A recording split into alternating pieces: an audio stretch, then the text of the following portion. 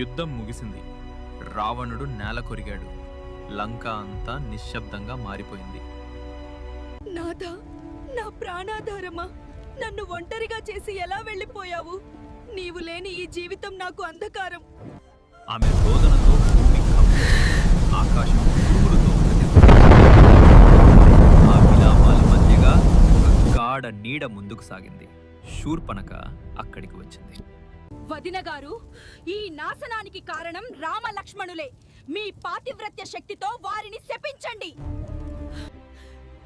మండోదరి కళ్ళలో కోపాగ్ని రగిలింది. మండోదరి గర్జిస్తూ, రామా, నీ విజయానికి ఇదే ముగింపు. అప్పుడే త్రిజట, ఆగండి మహారాణి, ఈ విధ్వంసానికి కారణం రాముడు కాదు.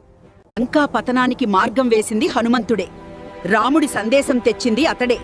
సముద్రంపై వంతెన కట్టించింది అతడే. లక్ష్మణుడికి ప్రాణం పోసింది కూడా అతడే. అతడు లేకపోతే ఈ యుద్ధమే జరిగేది కాదు. మండోదరి ఒక్కసారిగా లేచింది. ఆమె చూపుల్లో అగ్నిజ్వాలలు రగిలాయి. హనుమంతుడా, రావణుడు నన్ను విడిచిపోయినట్టే. నువ్వు ఎవరి కోసం ఇంత చేశావో ఆ రాముడి నుండి నువ్వు దూరం అవుతావు. రామ వియోగ బాధను అనుభవిస్తావు.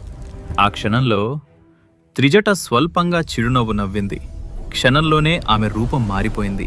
అక్కడ నిలబడ్డది సాక్షాత్తు మారుతి నందనుడు, హనుమంతుడే. మాతా, మీ శాపం నాకు వరమే. అది నా రాముడిని తాకకుండా నేనే స్వీకరించాను. రామవియోగం కన్నా గొప్ప పరీక్ష భక్తుడికి లేదు ఈ లోకంలో. హనుమంతుడిని మించిన రామభక్తుడు లేడు. జై శ్రీరామ్.